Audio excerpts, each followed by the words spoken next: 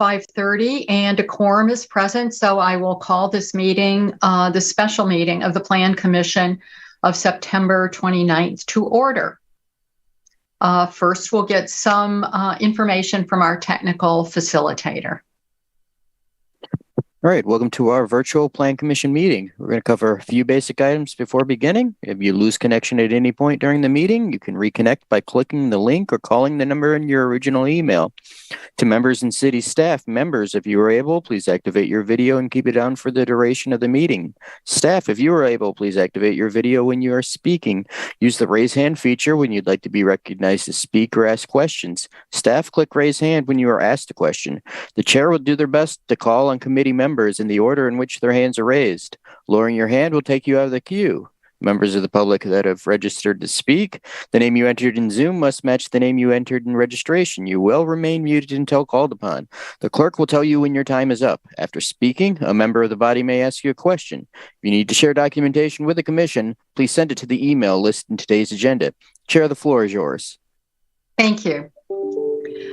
We have no registrants under public comment. Next, we have communications, disclosures, and recusals. Members of the body should make any required disclosures or recusals under the city's ethics code. Do we have any disclosures or recusals? I don't see any. So we will move right on to our first agenda item, which is agenda item 2, Legistar 73873, which is a presentation by the Capital Area Regional Plan Commission staff on regional development framework. And I believe Steve Steinhoff is going to talk to us about that. Steve, the floor is yours. Thank you, Chair Zellers. It's my pleasure to be able to talk to you tonight about the Regional Development Framework. I'm not sure if our CARPC chairperson, David Pfeiffer, might join us as well, just to be part of the, any discussion that follows it. I'm going to share my screen, and hopefully you now see this presentation. I'm going to put it into presentation mode.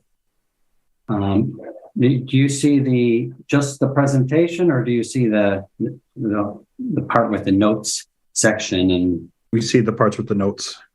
All right, let's try this again. Oh, I think there's a display settings.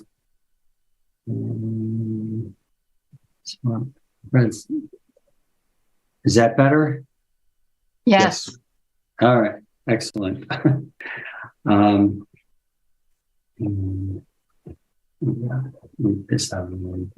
Great. So jumping right into it, I'll start by saying a few things about CARPC itself, since I'm not going to assume that all of you are familiar with our organization. We are an independent unit of government, one of 9 regional planning commissions in the state. RPCs get established when local communities petition the state to get established RPCs as a vehicle to address issues that go beyond your municipal boundaries. And the CARPC vision of a region where communities create exceptional quality of life for all by working together to solve regional challenges reflects that purpose. And our mission to engage communities through planning, collaboration, and assistance recognizes that local communities that created CARPC are our main customers. So on to the Regional Development Framework.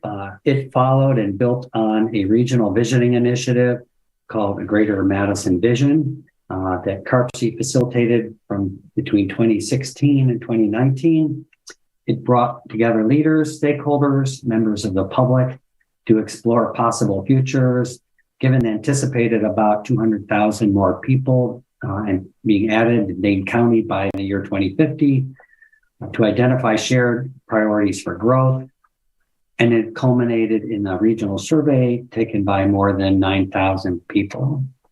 That survey revealed the top priorities being to reduce and adapt to climate change, improve access to jobs, housing, and services for everyone, to conserve natural and agricultural and fiscal resources, meaning infrastructure costs like roads and sewer pipes.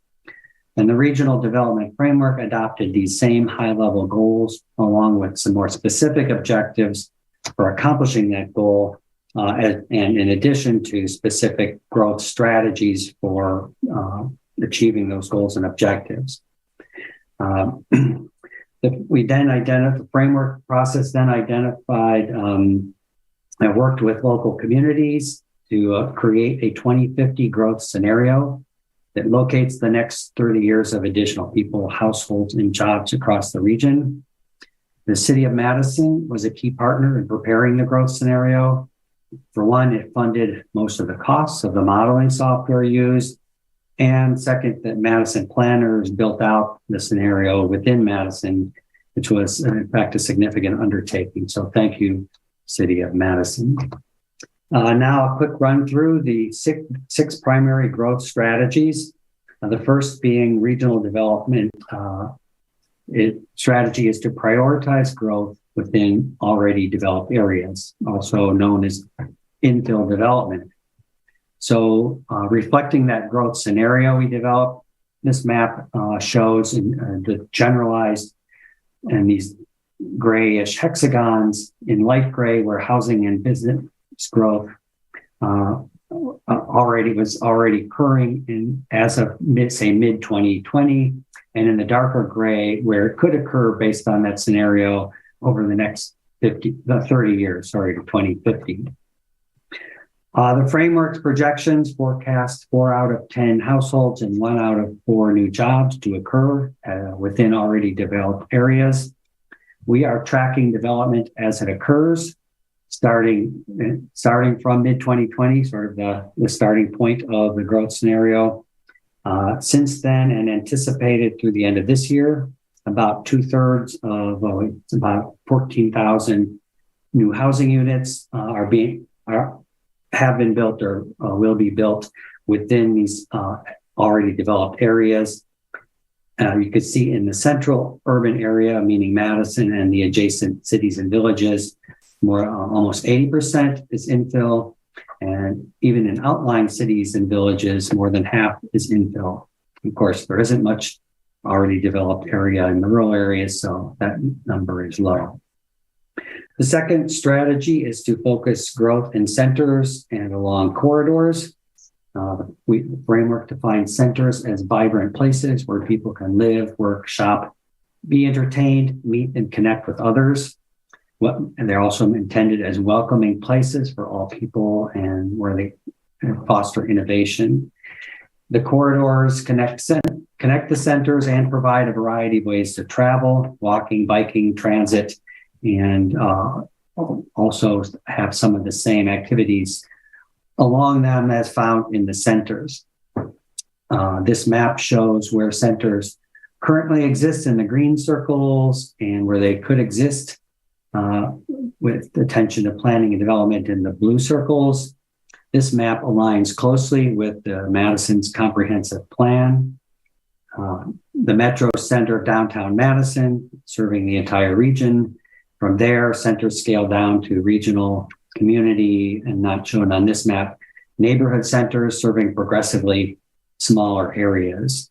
And as with infill development, concentrating growth in centers and corridors helps achieve our regional goals because more compact, mixed nodes of development reduce car travel and pollution, increase proximity and access to opportunities, is more fiscally efficient, and reduces conversion of farmland and open space to urban uses. The regional development framework locates about 40% of all growth over the next few decades within centers and corridors. Looking at the same recent development tracking, you can see that over 80% of housing units being added starting in mid-2020 and through this year, not only in the central area, but also in all cities and villages is occurring as in centers and the corridors. So, and here is a more zero map zooming in on Madison and some of the adjacent communities. Now you can see in the yellow to brownish shaded circles.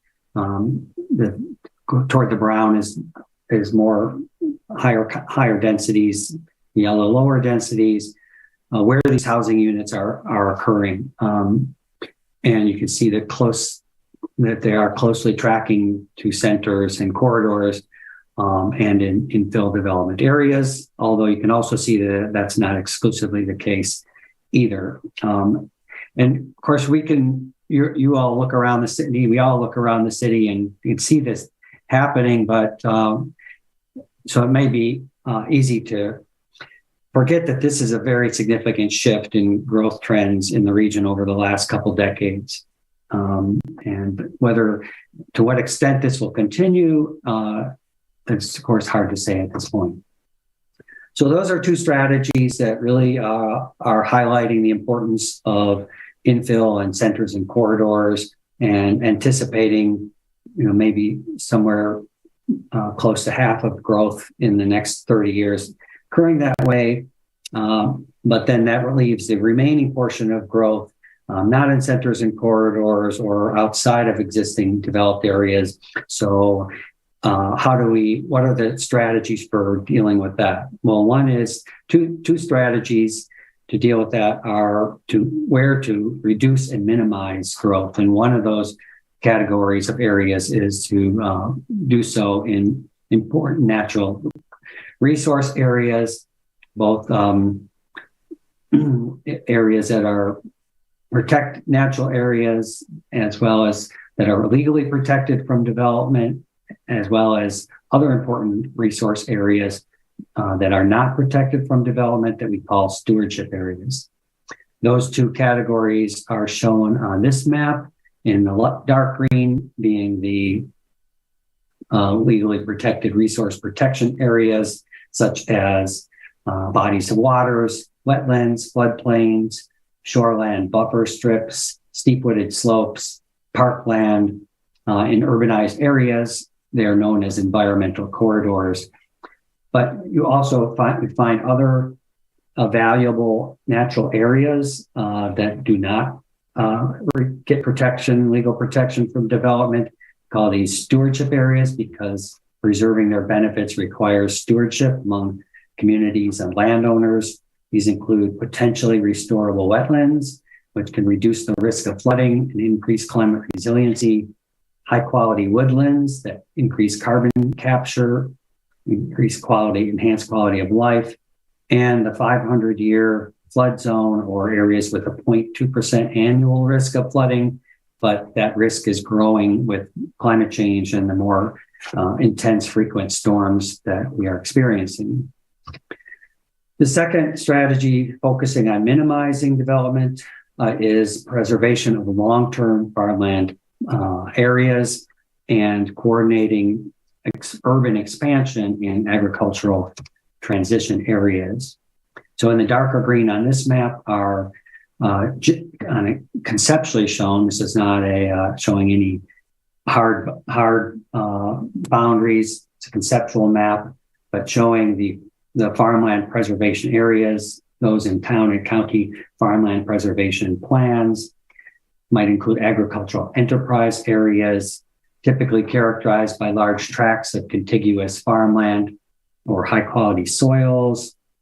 These are generally outside of agricultural transition areas shown in the light green.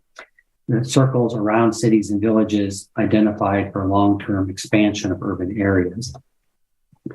So we still are left with that about half of urban growth or so are occurring outside of already developed areas and outside of centers and corridors. So a couple strategies for addressing those. One is to plan complete neighborhoods. These complete neighborhoods, also referred to as traditional neighborhoods, include a mix of housing types, walkable streets, parks and civic spaces, and shopping and services. Here's the map in these sort of bluish-greenish hexagons showing where complete neighborhoods with planning could occur in areas that are identified for urban growth. Here, and an example that you, Madison, may be familiar with is Grandview Commons, which is from this Google aerial photo. You can see the mix of uses with the commercial uses, the range of housing types, the walkable network of street patterns, dispersed parks and open spaces, etc. In terms of business growth, recognizing that as the region grows, of course, we need good jobs, wealth-generating businesses, and sites to accommodate that business growth. So the strategy being to plan areas for quality business growth, meaning essentially well-planned business parks and business areas for growth. And here in orange is in the growth scenario based on comprehensive plans and other goals where such business growth is likely to occur or could occur that would accommodate the projected about 100,000 or so additional jobs expected. And just a photo of the Promega development in Fitchburg as one example. So those are the 6 strategies, overall development strategies that together, if applied, could help achieve the goals and the objectives of the regional development framework. Applying these strategies would reduce the amount of farmland and open space converted to urban development. This chart shows the acres of farm and open space converted to development every 5 years, starting in 1990, with the bar on the left here. And through 2015, the region has converted about 4,700 acres of farm and open space to urban uses every 5 years, peaking in 2005, declining sharply with the recession, but then continuing even beyond the recession with the shift in growth patterns that we've already seen in the presentation. The framework continues and carries forward that growth pattern, reducing conversion to about 1,300 acres every 5 years going forward. There are 3 other more site-related development strategies in the framework that focus on encouraging tree preservation and planting, practices that reduce stormwater runoff, and practices that reduce surface temperatures. These all are related to the climate goals and objectives. So that's a really quick overview of the framework itself. CARPC adopted the Regional Development Framework in June, and now we're focused on implementation. We've pulled together a committee we call the Proactive Planning Committee. That's half CARPC commissioners and half local government officials to advise CARPC on how it can best work with local communities to ensure implementation of the framework. But it's because CARPC is not a regulatory body. We don't have the powers of local cities, villages, or even towns.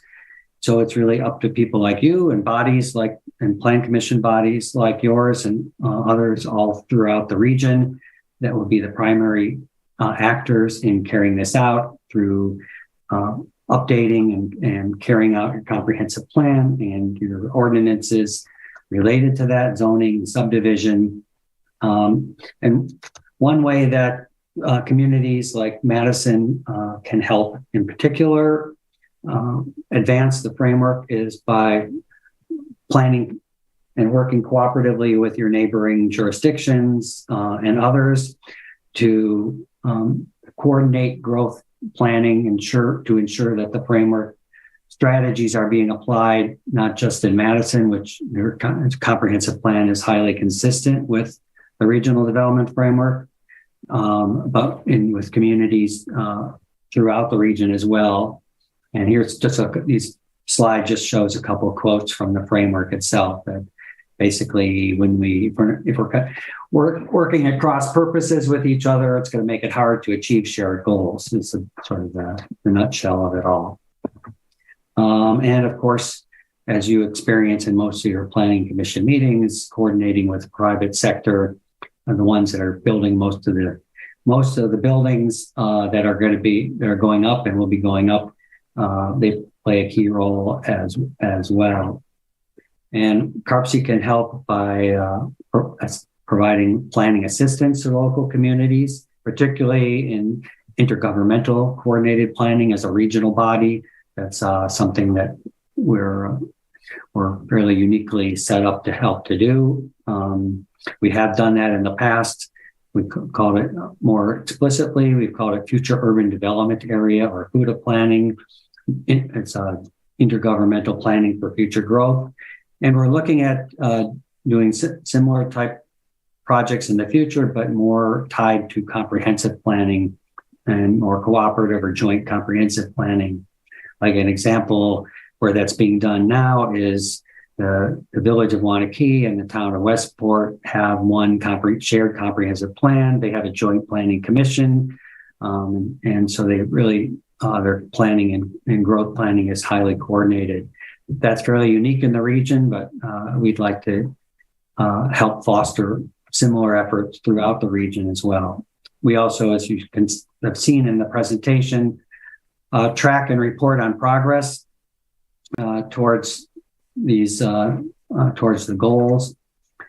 And just to wind up, I know maybe I've gone a little bit over what I was planning to, but we did want to call to your attention, if you haven't seen this already, 2 webinars that we're hosting coming up on October 20th and 27th on a training series for local plan commissioners. The main speakers are from the UW Center for Land Use and Education out of Stevens Point. So look for more information on that. These will be recorded as well. So if you can't catch them live, you'll be able to have an opportunity later. And with that, I will end the presentation. Okay, thank you very much, Steve. Are there questions of Steve about anything he said or in general in regard to regional planning? Commissioner Cantrell. Let's see. Let me unmute myself. Yeah, you're good. You're good. Okay. Yeah. Hi, Steve. Good to see you again. Good to see you, Brad. One of my questions is, did you see a lot of conflicts between growth areas between the communities in your staff's analysis? The lighting is kind of strange. But I'm moving around trying to. But anyway, that aside, the plans in cities and villages are fairly, on the whole, pretty consistent with the regional development framework. And in part, that's by design, because we did draw from comprehensive plans to create the framework. It's not just a compilation of comprehensive plans, though, because we did sort of push stretch goals, and as we created the scenario, we focused more growth, for example, in complete neighborhoods than is typical, and especially in outlying cities and villages. That's just one example. I think where you see more conflict is in the plans between urban communities and rural communities, and urban communities showing areas of urban expansion, and rural communities, future land use maps showing areas of preservation. And CARPC, as you could probably recall, experiences the conflicts that result in those differing visions. And part of our work with this proactive planning committee is having a series of conversations with local government officials about the framework and their planning processes, and how exploring ideas for doing better cooperative planning to avoid those types of conflicts. CARPC is not set up, and it's not a good function of CARPC to be the focal point to try to resolve conflict, urban-rural conflicts at the stage of urban service area approvals. I mean, that's already too late, way too late in the process. So we're really focusing on trying to work on the communities in the comprehensive plan stage to cooperatively agree on where these growth areas and the phasing of growth and the type of growth areas would be. Good. Thanks for your effort in this. I think you've done a good job. Another question is farmland conversion, 1,400 acres, and in the past, from 1990 to 2015, there was over 4,000. I'm assuming that's reflective of a lot of redevelopment that's occurring. Being on the Plan Commission here in Madison, we've seen huge areas, especially on East Washington, Park Street, major corridors that have seen a lot of redevelopment and higher densities, especially in those areas. And I'm assuming that's kind of what you've seen, in our comprehensive plan obviously recognizes that. And I assume that's one of the reasons why the conversion level is much lower than it was in the past. Yes, that is correct, and we're seeing that, as I showed you, in the residential growth that is in fact happening now. Or at least over the last, say, year and a half to 2 year period, the vast majority is happening in infill and in centers and corridors. And 10 to 15 years ago, that was not, or especially 20 years ago, that was not the case at all. The vast majority, and you could see from those slides, the vast majority of growth was residential growth was happening as new edge development and fairly lower density. You're also seeing higher density edge development as well. That's another component of reducing the farmland and open space conversion. Just the higher prices, I think, in large part of land and land costs is pushing and resulting in the huge increases in housing prices, is pushing developers to in turn push cities and villages to approve, smaller lot single family and more multifamily within new developed areas as well. And my last question is, can you, I can't quite recall in your presentation, the amount of development occurring in the urban centers and in the other areas. Was it 50-50, or what were you projecting in that respect? The growth scenario projects 40-60, meaning 40 within as infill and centers and corridors, and 60 outside of that. But we're experiencing more like 65 to 70% infill and centers and corridors now. Again, whether what the future holds, we can't really say. Sure. Well, I think we should do all we can do to preserve the farmland we have in this county, because obviously it's the best in the world, and accommodating growth in the center, the urban cores, whether it's Madison, Sun Prairie, Middleton, or wherever in the county is the strategy that we all should pursue. So thank you, Steve, for your effort here. That's all I have. Thank you. Thank you, Brad. Commissioner Spencer. Thanks. I just had a couple of questions. Thanks for the great presentation. It was really interesting to see this.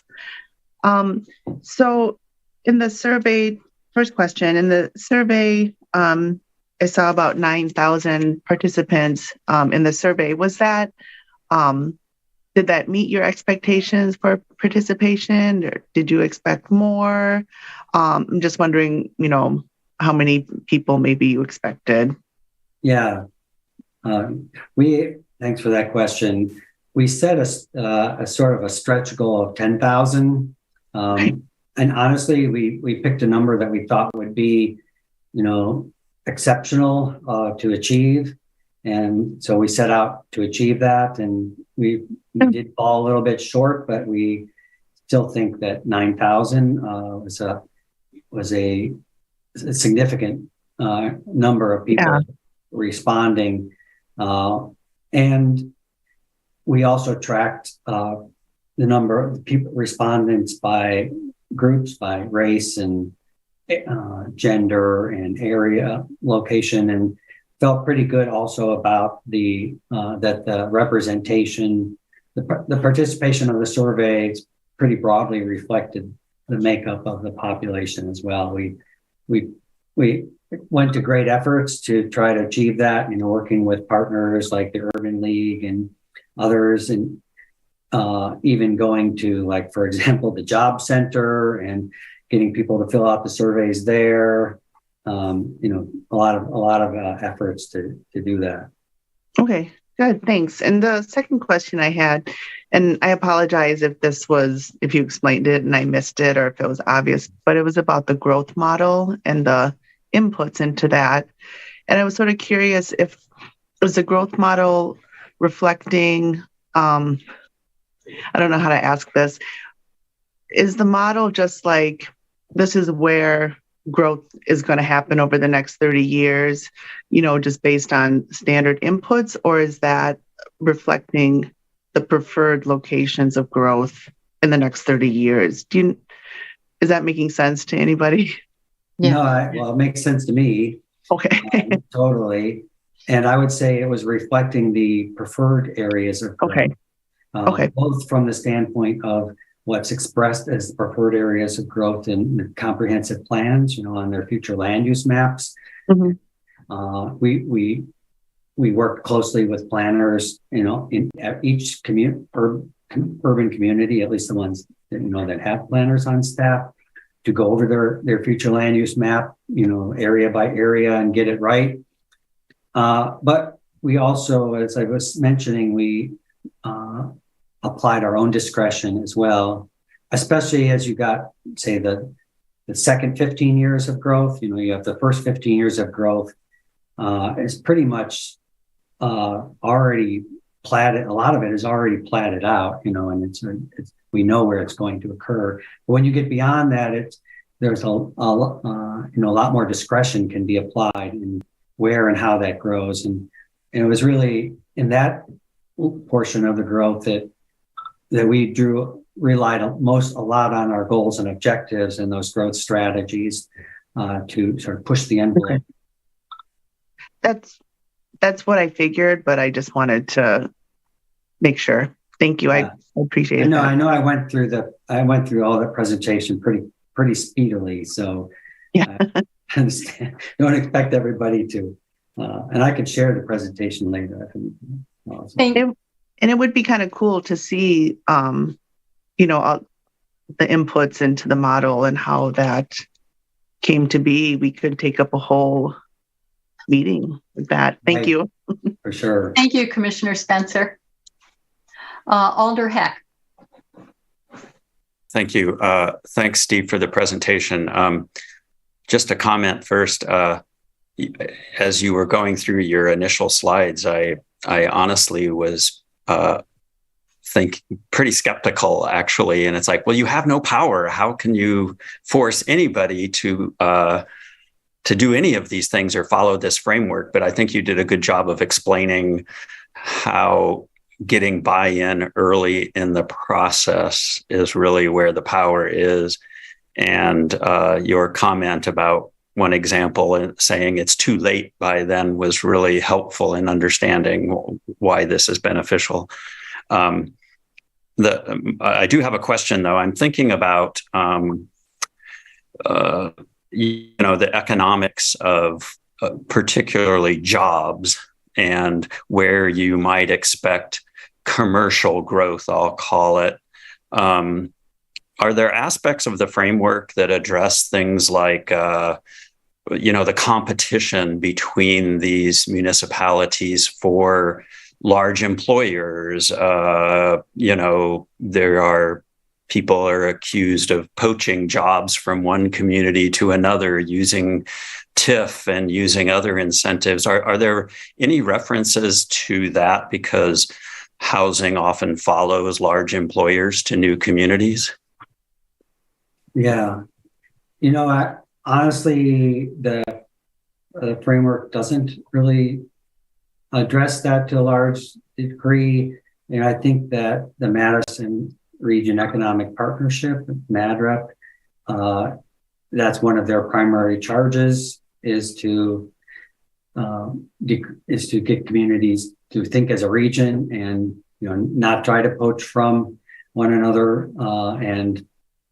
but to recognize that an expansion or a location of business anywhere in the region is beneficial to the region as a whole. Epic may be in Verona, but it fuels a lot of growth and development along East Washington, and for examples like that. CARPC does work in partnership with MADREP. We focus internally on land use and water quality, environmental resources planning, but we work cooperatively with other regional entities, most closely with the Greater Madison NPO. And as you know, for example, the forecasts, the projections, and this growth scenario is used both not only in our regional development framework, but in the NPO's regional transportation plan, but also with entities like MADREP as well. Thanks. That answers my question. That makes sense. That MADREP would be the one that would be kind of spearheading that type of relationship work and pulling for regional cooperation. Thank you. Thank you, Alder Heck. I don't see any other raised hands. I have a question. You say on site-specific development strategies to further climate-related goals and objectives, encourage tree preservation and planting. And trees have been something that has been raised as an issue on an ongoing basis because we've been losing so many trees through disease, road building, new development. Did you have specific recommendations in terms of how to encourage the preservation and planting of trees? We didn't get into detailed recommendations in the framework, but one thing that has come out of this work in the framework is the establishment of the tree canopy board or working group. The Dane County, it was established by Dane County, but in response to some of the mapping that we did showing the loss in urban tree canopy over the last, say, 10 years or so, it's pretty startling loss when you see it on a map, and you can see that map on our data portal on our CARPC website. And so that tree canopy board includes Dane County and representatives from municipalities and CARPC and or nonprofits that will be developing more specific strategies and recommendations. And when do you expect that those strategies and recommendations to be coming out? Oh, I can't give you that answer now, but I could certainly follow up with more information about that. Okay, could you please? Thank you, Steve. Are there other questions of Steve?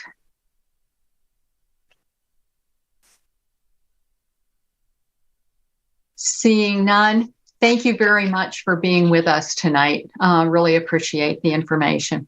Great, my pleasure. Thank you. Okay, and you're welcome to stay if you would like to. Okay, I appreciate that. The next item on our agenda is agenda item 3, Legistar 73874, which is a staff presentation and discussion related to potential changes to the zoning code's family definition. And Katie Bannon is going to be sharing information with us on that. Katie.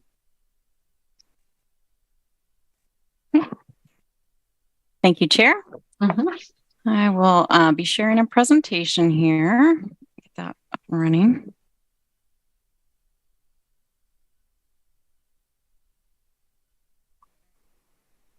Okay, so hopefully you can see a slide and not the notes portion. Yes. Is that great? Yes. It's always a little tricky with that, unfortunately. So hi, I'm Katie Bannon. I'm the zoning administrator. Here tonight because we're in a housing crisis, and there's a simple zoning code change that would immediately, dramatically increase the availability of housing in our community and improve equity. So we've had several alders who've expressed interest in seeing the changes I'm going to talk about tonight, as well as planning and zoning staff. So I'm going to start tonight by explaining what I mean by the family definition. I'll then provide some historical context and background of how this came to be into our code. Next, I'll share some things that have changed in Madison during that time. I'll provide some information about what we're seeing actually on the ground in zoning enforcement of the family definition today. I'll share some potential general options for how we could change the code. And then lastly, I'd like to hear some feedback and answer any questions from commissioners. So in our zoning code, a family is, I'm just going to read it and then I'll explain it. It's an individual or two or more persons related by blood, marriage, domestic partnership, or legal adoption, living together as a single housekeeping unit in a dwelling unit, including foster children, and up to 4 roomers with the following exceptions. In the SRC1, SRC2, SRC3, TRC1, TRC2, TRC3, TRC4, TRRR, and TRP residential districts, dwellings that are not owner-occupied are limited to 1 roomer. So that definition is a mouthful and not so easy to follow, so I'll try to break it down a little bit to explain what it means practically. So a family can be 2 or more persons all related in these ways: blood, marriage, domestic partnership, or legal adoption, or foster children. There's no limit on the number of related people allowed that are part of the family definition. Family could also be related individuals with up to 4 roomers or unrelated roommates, basically is what I mean when I say 4 roomers, except in the listed districts. These districts are primarily low-density residential single-family districts. If the family of related individuals rent their home, then they may only have 1 unrelated roomer. So a related family and 1 roomer, 1 roommate.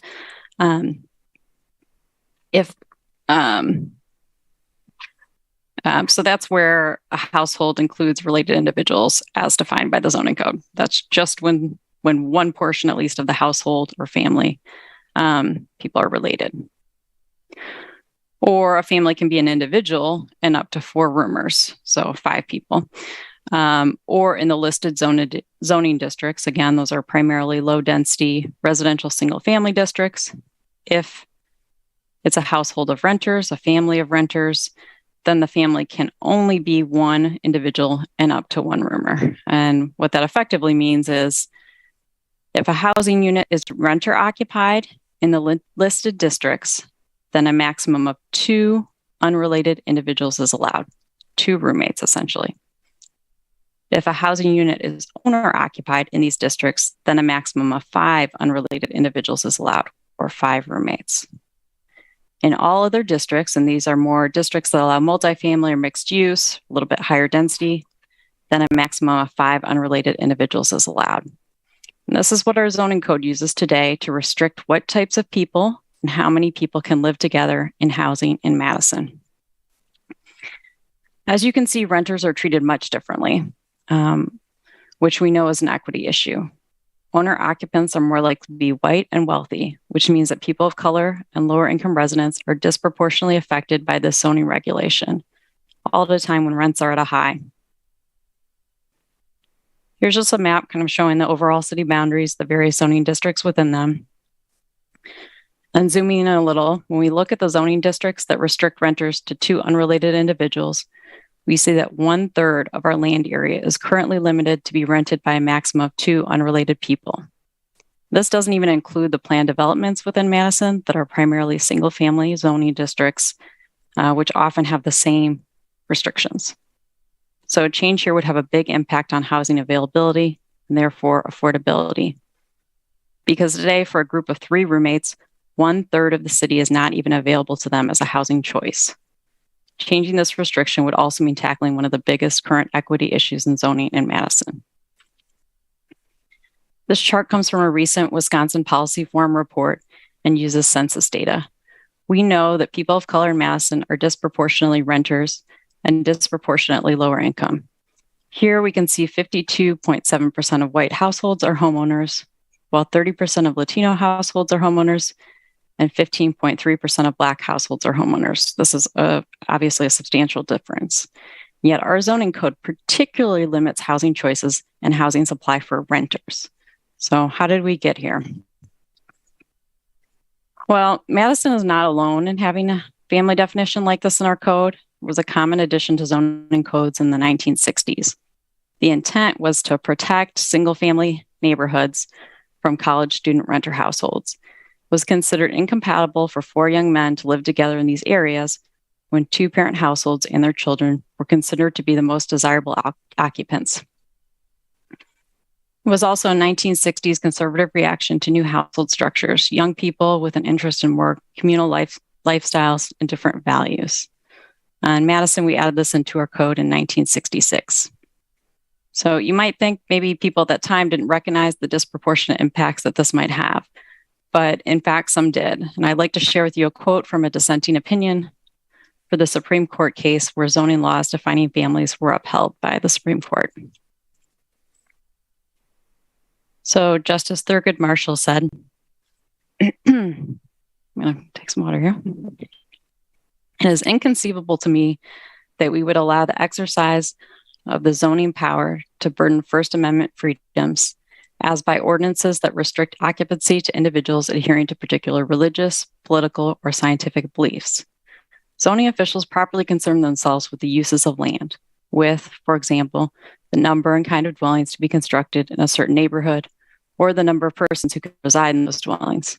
But zoning authorities cannot validly consider who those persons are, what they believe, or how they choose to live, whether they're Negro or white, Catholic or Jew, Republican or Democrat, married or unmarried. So he believed these family zoning restrictions infringe on the fundamental rights of association and privacy. And since that time, some state courts have limited family definitions. I get a call coming in here. Have limited family definitions, determining that they violate their state constitutions. So while these laws have been enacted in many college towns, large and small cities, they have not been universally embraced.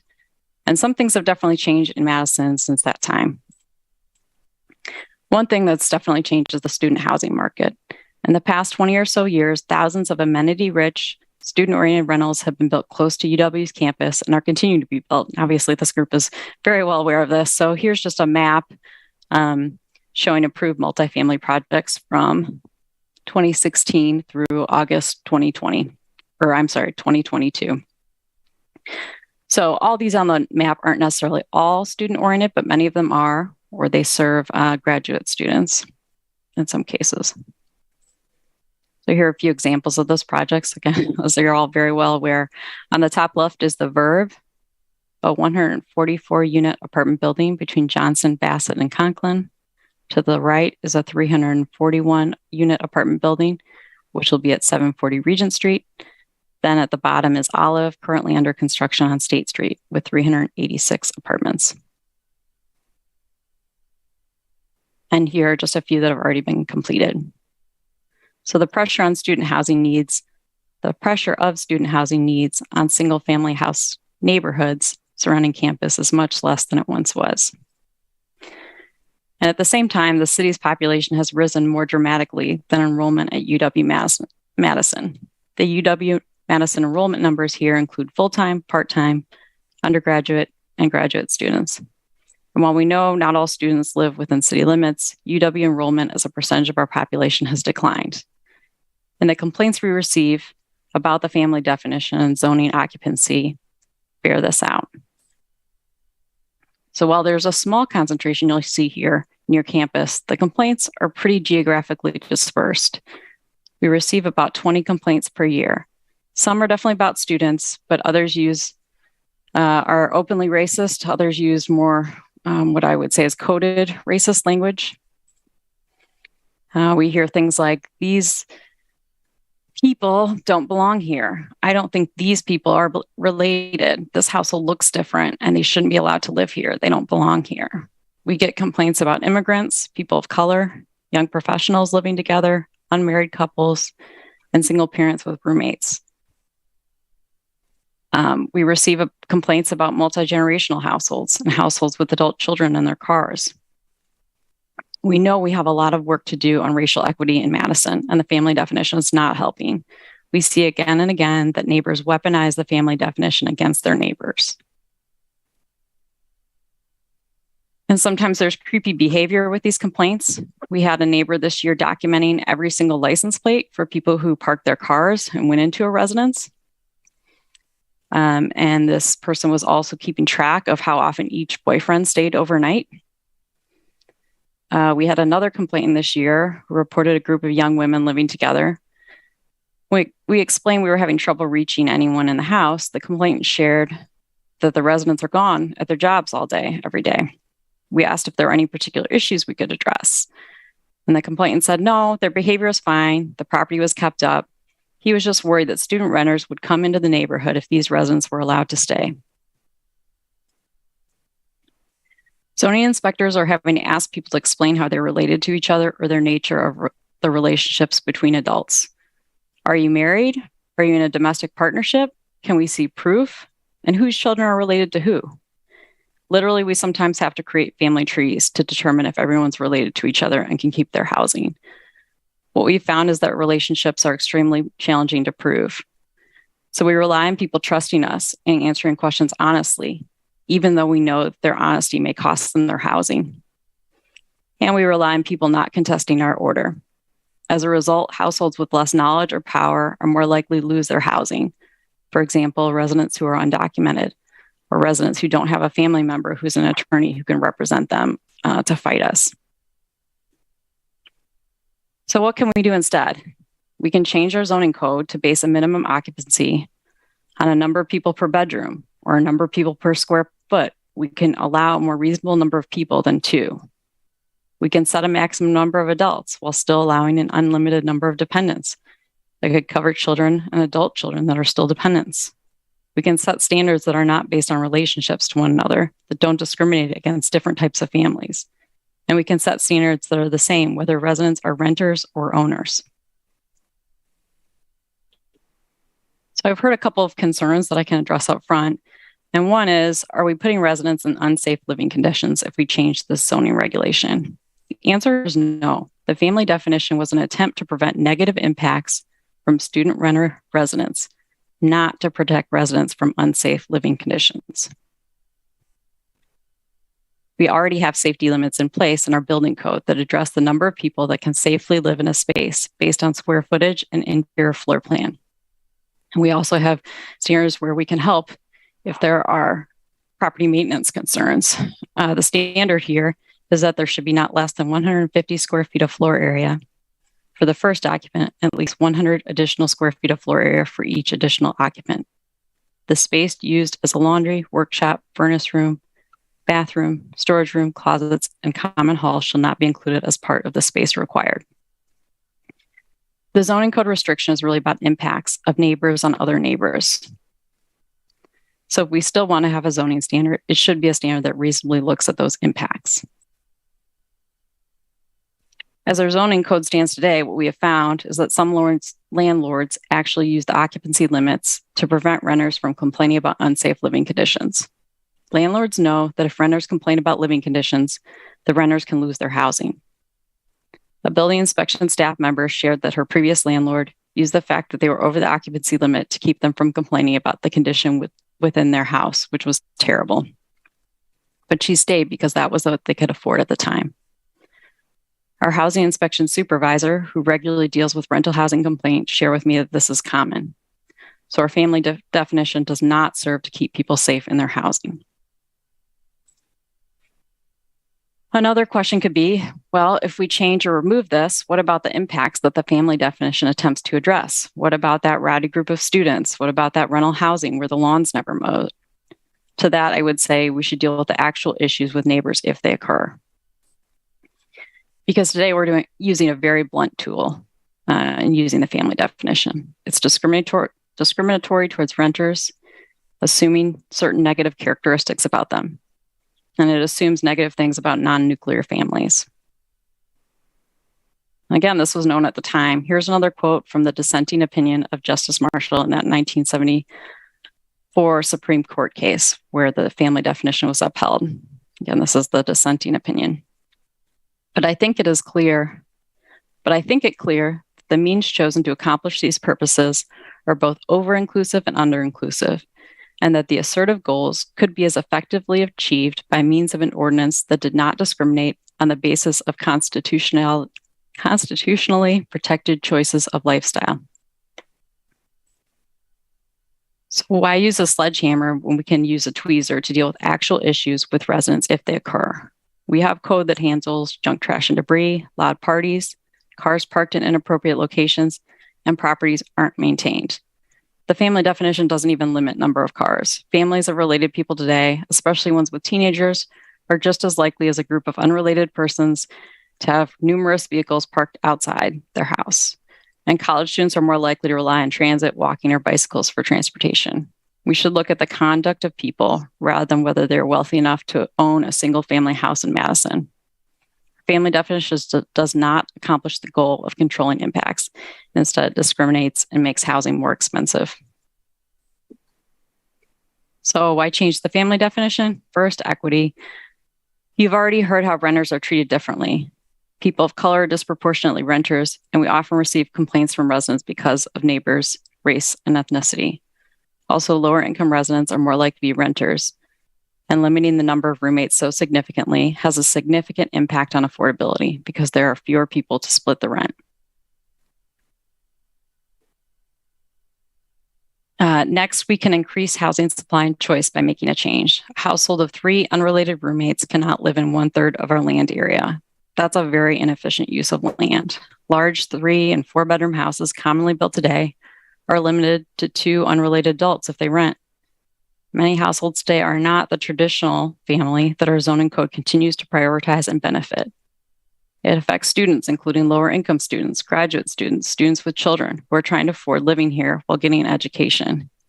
It doesn't just affect students, it affects young adults trying to make it in an expensive city. It affects retirees who want to live together. We need more housing and we're in a crisis. It will not cost the city anything to immediately increase the supply of housing in our community this way.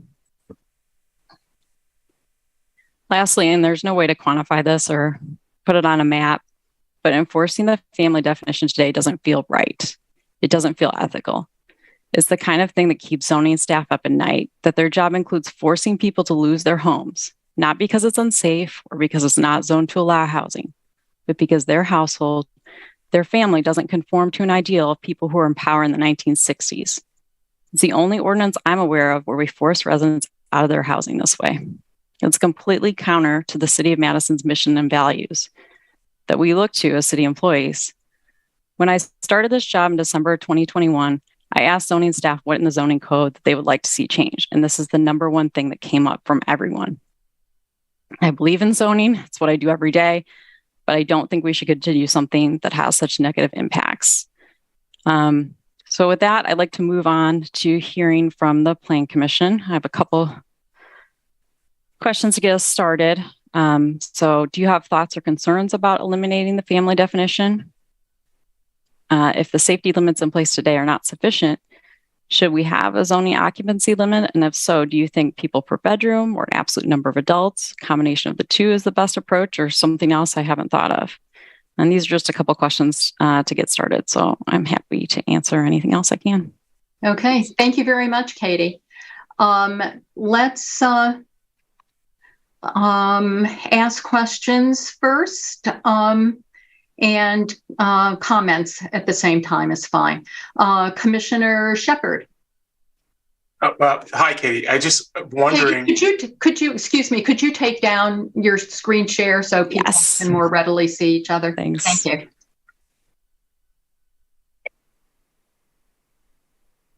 Sorry, minimize my Zoom. Trying to get it back big enough. Here we go. Thank you. Sorry about that.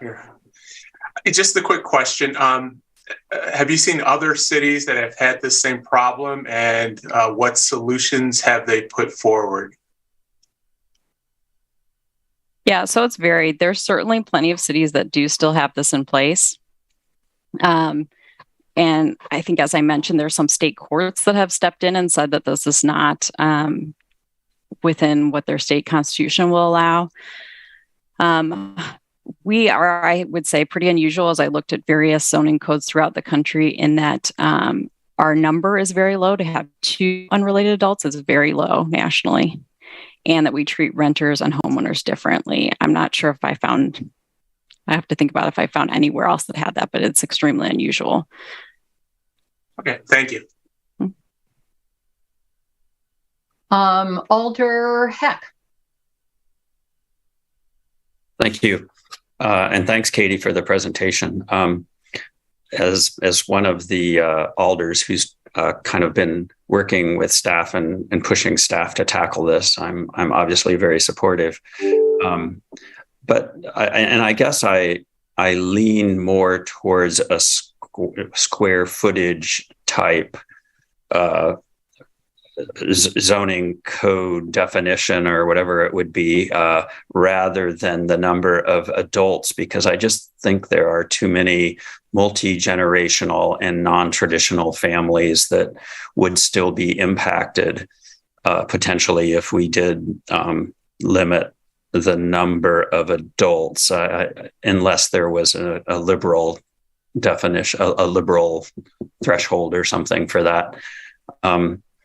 I do have one question, something that we might hear from folks who are concerned about this change could be, well, if you're going to rely on building inspection or the police to enforce the actual ordinances that might give them power to address negative impacts rather than through the zoning code, you're going to have more building inspectors and more police in order to, keep the negative impacts down. What would you say to that?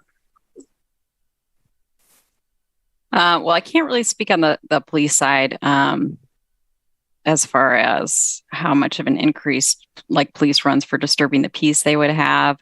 I don't see that we would have a significant increase in property maintenance cases. A lot of these will have a zoning occupancy case and a property maintenance case.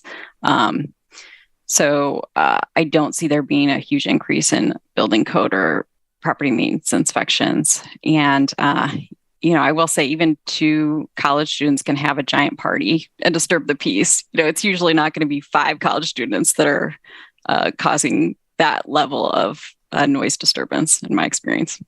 Yeah, I mean, I think my guess would be that the number of police complaints would probably stay the same. I know. I mean, right. There's some students that are going to party, and it's not related to how many live in a house. Thank you. Alder Paulson. So I'm kind of trying to figure out how to kind of ask this, and it has to do with, first off, I would like to get rid of these rules. I think you're right; these are incredibly outdated and incredibly problematic, and have no place in the 21st century. What I'm a little nervous about is is I'm assuming this is sort of like, the don't copy VHS tapes that everyone ignored a long time ago, and that that these are kind of silly rules, and for the most part are sort of ignored in a lot of places. And you highlighted that you do get some calls about it, but these are not like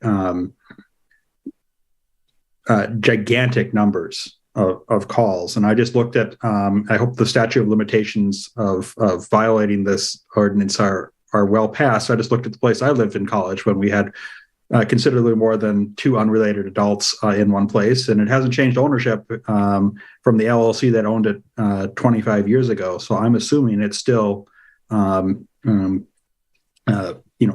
adults renting that are living there. And, that was very common in the neighborhood. So sort of what I'm trying to get at, I guess, is if this ordinance isn't used all that often, if we change to something else, are we going to give ourselves more trouble of causing problems? Because not only was my household, I guess I'm worried about setting a limit, and that limit winding up being a lot smaller than the number of people who are already kind of living there.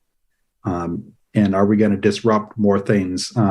Think of it as sort of, we know there's all sorts of awful stuff on the bottom of Lake Monona, and we wish it wasn't there, but we're not going to go mucking in there to try and clean it up because it's going to make a bigger mess. And so that's just kind of my concern here, is if we do too much of this, are we going to cause ourselves a bunch of stuff where all of a sudden a place that, has 4 or 5 people living in it, because we've changed some definitions and we've got better compliance or something, it now turns out it's only 3 people. If that makes any sense. That Matt Tucker would like to respond to that. Matt? Sure. So I think there's two distinct discussions going on in this topic. I think we need to take the suburban residential single family homes kind of aside, because that's really a different thing. When you're having people living like in your district, Oliver Paulson, it's more of an edge district.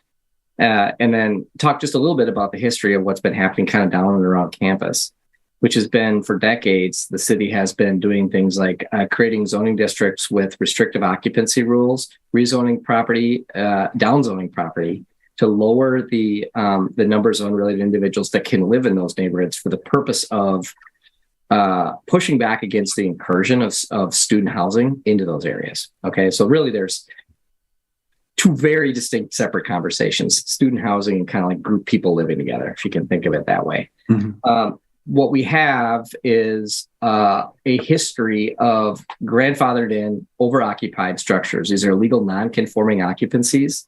The Vilas neighborhood, the Greenbush neighborhood, the Regent neighborhood, and the Tenny Lapham neighborhood have many of these places. Our office went through about a dozen years ago and found every single one in the Vilas and Greenbush neighborhood. Regularly, realtors come into our office and look through our files to find these because they know they can be occupied by more than 2 unrelated individuals, and they're worth more. Okay. The city, when it adopted the zoning code in 2012, actually clipped a non-conforming rule out that grandfathered those things in forever, basically, and said, no, you've got to follow the grandfathering rules that are in place for occupancy for any other non-conforming use. What that means is that if the property has a compliant occupancy or the nonconformity ceases for a year, you can never reoccupy it with more than the number of unrelated individuals. That's all about student housing. I'm just talking all about what's been going on around that area. And I think you have to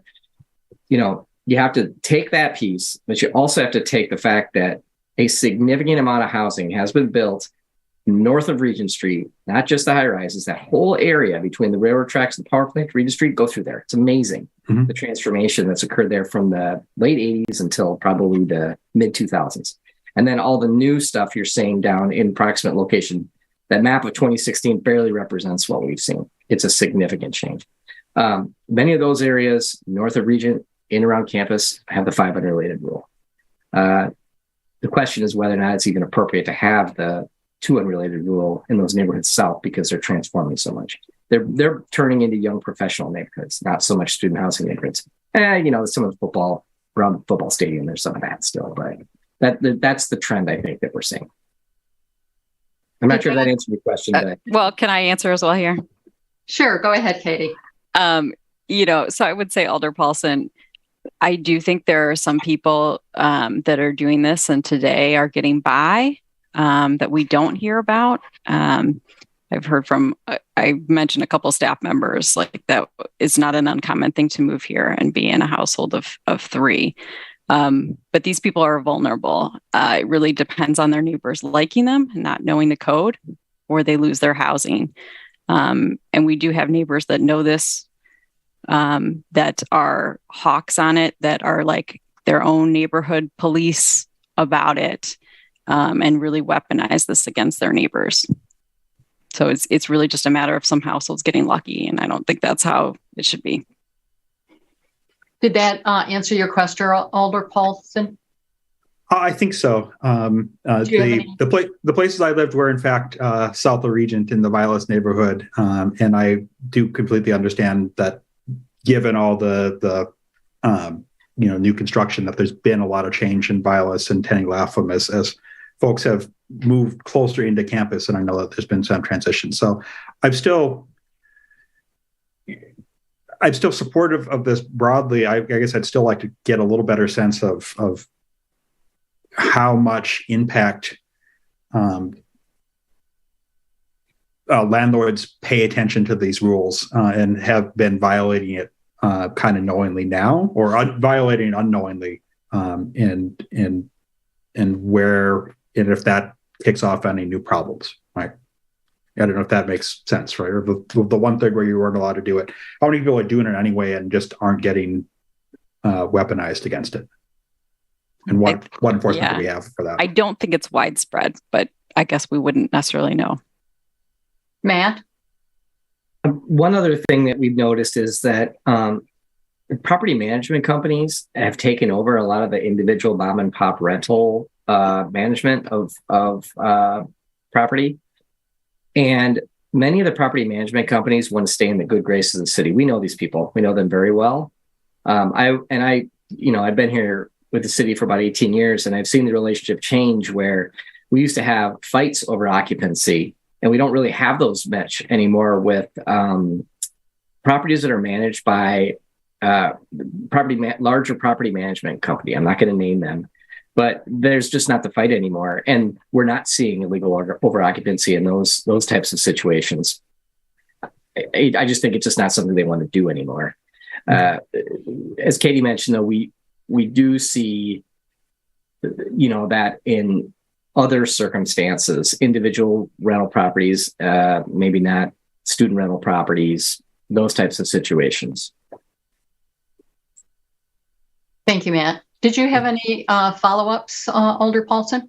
No, that was helpful to kind of just get a little bit more sense of the landscape. So thank you. Okay, thank you. Commissioner Cantrell. This is a real eye-opener for me. So I guess I never thought that the city of Madison had a family definition like this. I worked in a community just south of here, and our definition was similar, but we stopped at up to 4 roomers, period. So if you were a renter, you could have up to 4 roomers as well.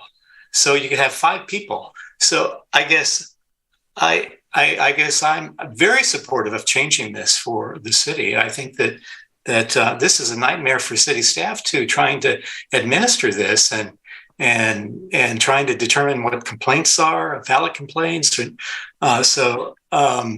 I live kind of in the student housing area, the DR2 area. So we have up to 4 roomers or 5 people living together. So and yeah, there's some loud parties, and we walk across the alley and knock on their door and say tone it down, and sometimes they comply. If not, we call the police and they take care of it. What my question is similar to Maurice's question: is what enlightened communities that have definition of family that we'd like to see, Minneapolis or maybe some other communities that that are out there that may have a definition that staff would like. I guess it's hard to visualize basing it on square footage or a number of adults. So I guess I would ask staff to come up with a recommendation and justification for it, because I do think this needs to be changed, and I hope we can do it before my tenure is up. So anyway, thank you. Thank you, Commissioner Cantrell. Yeah, that sounds. Alder Figueroa Cole, please. Thank you, Chair. My question is for Matt. Matt, I'm sorry I haven't read these change in full yet, but you started your comment making a distinction between student housing and single family homes in suburban area, regular single family homes. So is that spelled out on this change, that this only impacts a certain group of single family homes, or is it how is that distinction made? Matt? It isn't, because the areas that tend to be predominantly student housing have been downzoned. The zoning has changed over the years. New districts were created and they were zoned into those districts from multifamily districts, those student housing areas. The idea is not to be any different, just to be the same, I think. Is to figure out what's the magic number of the right number of folks living and we're using the term, I'll tell you, we're already there in the office. We're using the term household. We're not using family anymore. We're going to household. I was going to ask you about that. Is it a matter of changing the wording and even, household or student housing, like being that specific to the population that you're trying to trigger or the areas that you're trying to trigger? Well, the problem is that the word family is extremely prevalent in our ordinance. So we can't just change the word, but what we're doing is we're changing the connection of family or through the definition to mean household. That's what our idea is, to get to household. Because, every dwelling unit, single family, two family, multifamily, family is everywhere, right? But it's what you do is the structure of ordinances. You just got to you got to fix the legal or the definition part, which is the tool that you use to apply the regulation. And then if you want to change the word family out of the code in the future, it's when you do a wholesale rewrite of your code and you just use different words for that term. Alder, did that answer your question, or did you have a follow-up? I got to think about it. I'm sure I'll get back to Matt on the side and then be ready for the discussion on council. Thank you. Okay, thank you very much. Katie, did you have something you wanted to add? Yeah, I was just going to share. I mean, we've kicked around a lot of different ideas of how to change the definition, but wanted to get some feel of where we were as far as whether to keep some kind of limit on occupancy and zoning or not, and where to maybe have that number fall, whether on strict numbers or bedrooms or square footage. But, the change could be as simple as saying a family is an individual or two or more persons living together in a single house as a single housekeeping unit in a dwelling unit, and done. And then we can put a limit on numbers, but that would be a lot simpler than what we have today. So what kind of limits on numbers were you thinking? So we could have no limit. We could do 6, 5, 8.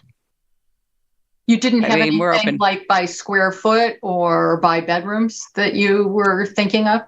Well, one thing we consider was the housing cooperatives in our supplemental regulations today in our zoning code. It's a maximum of 2 times the legal number of legal bedrooms if a housing cooperative is in a single family dwelling. So that could be a good potential model. Mm-hmm, mm-hmm. Okay, thank you. Mm-hmm. Matt, did you have something you wanted to? Yeah, I did want to share just one thing that is important to keep in mind, that why we probably do need to have an upper limit numbers of people that are living in a building. There have been some recent cases of folks there was a solar installation contractor that came to the Madison area that put 14 people into a house, and the street was full of their cars. And, that's something that there's a lot of problems with. Both is that property able to support that many people? And is that appropriate? So, those are the things we're going to look at. We want to make sure that we're not freeing up and unintentionally creating some kind of nuisance problem.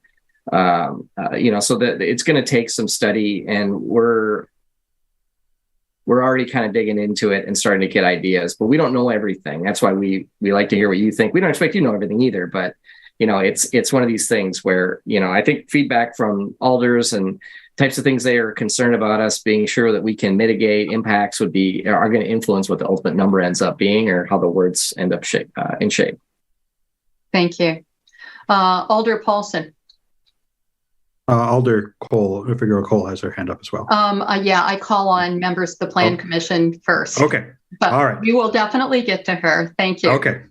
Kind of a two-part question for Katie and or Matt.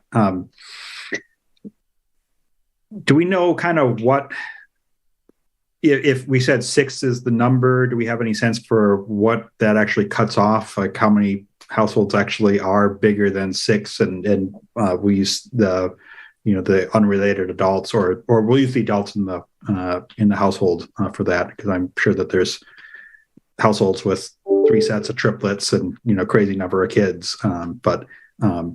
So sort of what that number is it 5, is it 6, is it 7, where we're at to 98%, 99% are covered at that. And then have we considered maybe we do set a number that's a little bit conservative for just an overall number of adults, so some kind of process to go above it, like you can apply for a conditional use or a variance or a permit or a license or a something or other. And I see Liddell's shaking her head like that's probably the worst idea ever, but I will ask it anyway and be prepared to be mocked. So Katie. We have not looked at that, but that is a really good idea, because it's something I think we could dig into in the census. I think that's why we've thought about 6 or 8 at the most, I think would capture most households that are a related multi-generational family. And if we include dependents, then we can include dependent adult children, and there's no limit on if you have 3 sets of triplets, you're still good there. So I think that's as far as we've gotten, but that's a really good thing for us to follow up on. Thank you. Did you have any follow-ups, Alder Paulson? Well, I was curious about my bad idea about, if we had some number, either a formula max or just a flat number, no more than 6 in a household, or some formula based on square footage or bedrooms. If you needed to go above that for some reason, is that something anyone in the city would ever want to do? Zoning Board of Appeals, I guess. Matt, did you, or Katie? I think it would be really tricky to think of what standards we'd use, again, without being discriminatory. And it would set up battles. It really would, between neighbors and.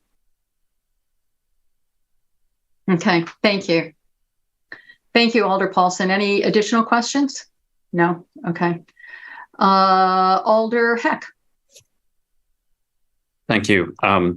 I guess with regard to that last discussion, I just wanted to weigh in saying that I think also resource-rich people would perhaps be able to take advantage of a conditional use-like process, whereas those with no resources would not be able to. And that might often be the case. And I'm also nervous about setting absolute numbers of adults because of undocumented families or even undocumented individuals, or just households of individuals that have no children involved, could get over some absolute limit relatively easily. So I just kind of wanted to register that. Thanks. Thank you, Alder. Commissioner Cantrell. Well, an easy fix would just be eliminating the exception. Just saying, a family is a 1 or 2 people living together as a single housekeeping unit, and with children or whatever, and up to 4 roomers, unrelated roomers. So I mean, that's what we allow right now in all the I'm assuming in all the multiple family districts, campus areas, student housing, and those exceptions are the ones that we have the most issue with. So just eliminate the exceptions. And I think that would open it up to at least 5 individuals, a renter plus 4 roomers. So that might be, again, I'm sure staff has thought about it. So I guess I throw that out as, one option. But because we can get very sophisticated in the number of square feet per person, the number of adults, unlimited number of children, and all those sorts of things, but it gets very complicated. But anyway, that's one suggestion I have. So staff can comment on it if they'd like. Matt or Katie, did you have any comments about that? That's definitely something we've considered. I'd like to get away from distinguishing between renter and owner occupied and caring about relationships between people as much as possible. But yeah, just making it 5 unrelated, regardless of renter and owner occupied in all areas that allow housing, I think could be a pretty easy fix. Matt, did you have anything? Yeah, and I think we've been approached by people that are like 2 families with children that wanted to live together, and we didn't have a solution for that either because this doesn't work. So these are all the things. I mean, it's a totally reasonable situation for a group living arrangement, but it's nothing that the code allows. I think our clumsy solution was a housing cooperative, and that's super clumsy. And so we want to kind of make sure we can accommodate that arrangement also. Okay, thank you. Did you have anything else, Commissioner Cantrell? No, I'm sure the staff can come up with some really good ideas here. Thanks. Okay. Thank you. Alder Figueroa Cole. Thank you, Chair. So, since you're just asking for feedback, definitely the multi-generational situation there needs to be extremely examined with the population of the city is changing, and we have that is a thing in our culture, and we have a large Latinx presence in the city. So that would be something that needs to be considered. And then the undocumented things like Alder had mentioned. And then the last thing I want to point you to, as part of the homeless 5-year plan that we're putting together, we are making sure that we are covering as many aspects of that population, and that includes double ups. So there's this group collecting that data, and I please ask you to make sure to reach out to them to ensure that we also consider them in this situation, because that will be a huge unintended consequence to penalize people that double up families and then send them to the street to continue to put people out in unsafe situations. So if I can pull up the information of who's running that collecting that data and send it your way, Matt, if you like. Thank you, Alder. That's all I got. Thank you. Okay, thank you.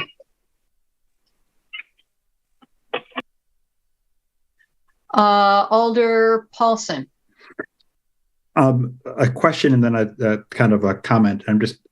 I think my kind of gut is setting a limit based on some kind of square footage number, because it just accounts for lots of things, like if you've got really big bedrooms or if you've got small spaces, and kind of working that way rather than necessarily trying to count bedrooms, and counting bedrooms makes some assumptions about other things. And so I think trying to base it based on maybe square footage is a way to go if we think that we really do want to cap the number of people, so we don't wind up with 20 people crammed into something because we've eliminated all counts.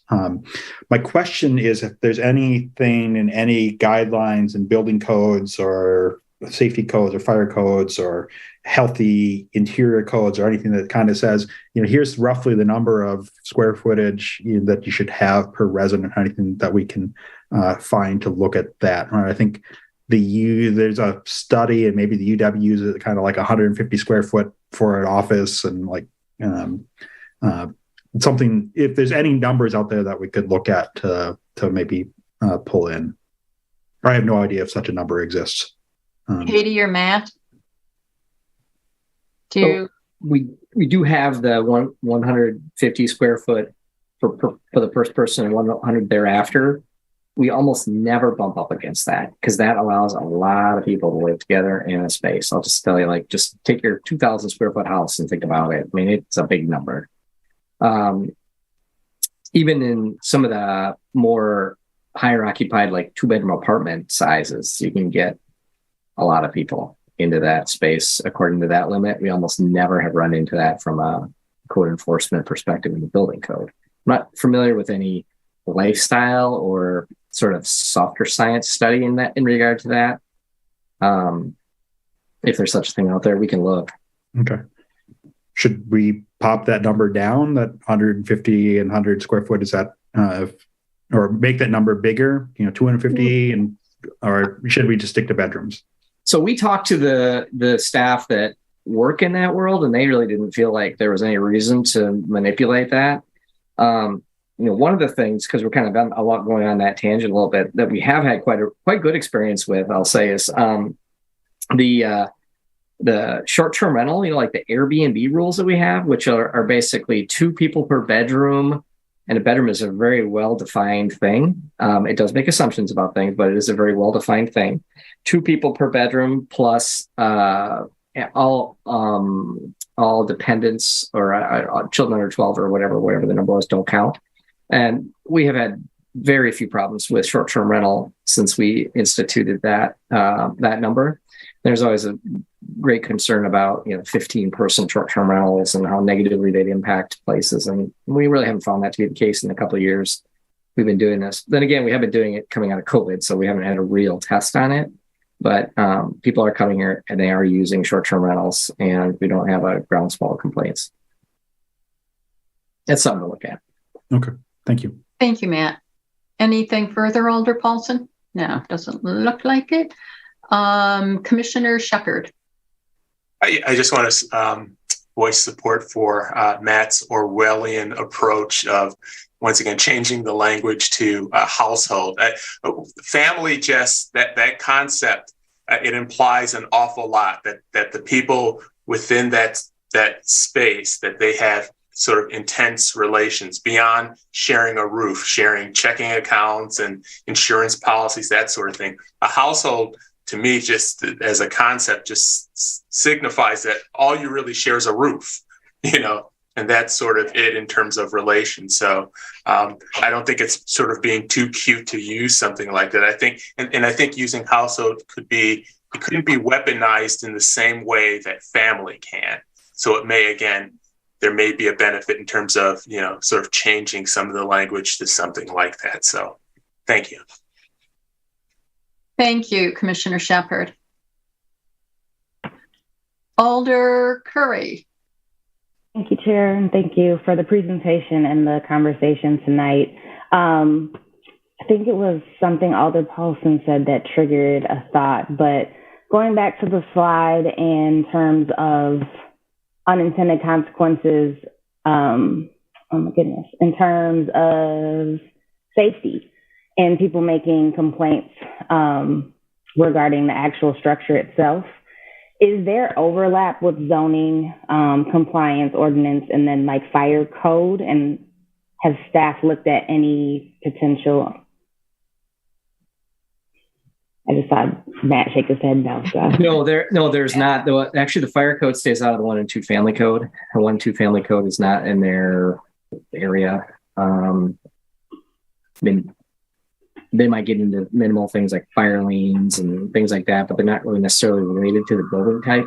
That's a 1 and 2 family building type. Okay.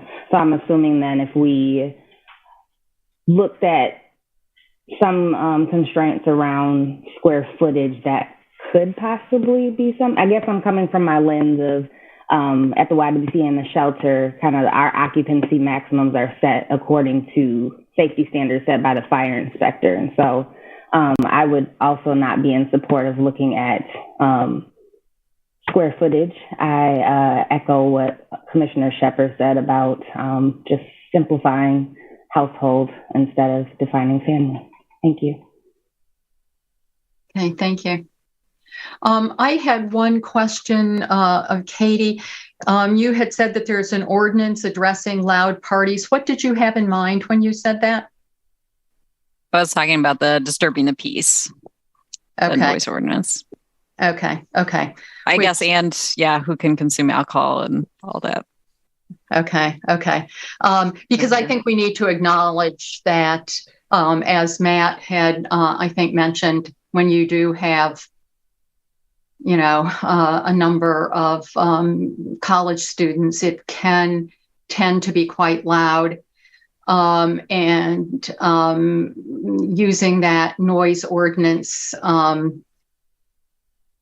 may sometimes address that, but often it doesn't. So I think we just need to be aware of that in terms of what some of the resident concerns are.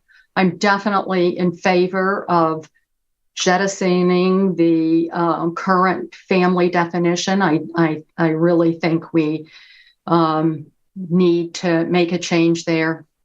I live in an area that has concentrations of students and has the higher population limits. So, that seems to me that it can work. There are the downsides, though, of the sometimes astoundingly loud parties that are going on. So it may have some very definite impacts on some people that are not currently having those kinds of impacts. So I think we just need to be aware that some people's quieter existence may change. Matt. Yeah, well, Liddell, you make a really good point, which is, our system with enforcement kind of relates to what's out there and what's been there for a while. And there may be some modifications to that come forward, just different things. Other sections of the ordinance, just calibrating other rules related to impacts that we might discover as a result of this. Kind of like the way kind of on-street parking regulations, 2-hour parking kind of shows up in areas where there's a high concentration of commuter parking. It's like, we got to remember that there are other things besides just zoning to deal with impacts of a change like this. Really, really good point. Yeah, because that's the other thing that may be impacted, and we need to do more with our how we use our streets in terms of parking or not parking or whatever. So that's another good point. And maybe there are other ways to address the sometimes quality of life things in terms of noise and things like that. So good point. Thank you. Heather. Thank you, Chair. I just want to add one quick note to that. I think everyone is bringing up really great points, but I think at the essence of this, we can also just think about expanding housing choice. Again, right now, today, households of unrelated roommates have very few choices of where to live. And I do think that those same households may still predominantly choose to live in the areas that they are today due to proximity to, transit and campus and other things. But this really does open up an enormous amount of the city for renter households with more than 2 unrelated people. And I think if we can kind of center that as, opening up more housing choice, it's just an important angle to keep on remembering in this conversation. Thank you, Heather. Okay, so my sense is, and this is a special meeting, and we want to get a sense of the commission on this. My sense of the commission is that everybody is in favor of a change to our current family definition. So could I get thumbs up or something from people. Okay, so that's 100% is in favor of making a change to our family definition. And the other sense I got was there were some variety of possibilities, but to look to staff to take into account some of the comments that have been made by the Plan Commission and make a recommendation about what they think would work the best for our city, and maybe why they think that would be a good approach. And I really appreciated the articulation of some of the downsides of having it just wide open, that we don't want to have a lot of negative unintended consequences. So we would look to staff to really be tuned into and aware of those kinds of things. So did I capture pretty much what commissioners are feeling about this? I'm seeing some yeses. Did I miss anything that any commissioners would like to point out? Seeing no raised hands. Thank you very much, Katie and Matt, for the good information. I think there was some things in there that people had not been aware of. So thank you very much. Thank you so much for your time tonight. So the next item is business by members. Is there anything any commissioners would like to raise?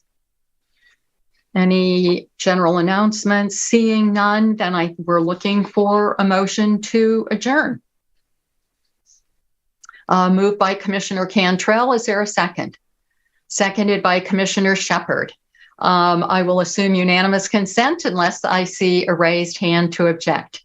Seeing no raised hands, I will see you all on Monday. And thank you very much. Take care. Bye-bye.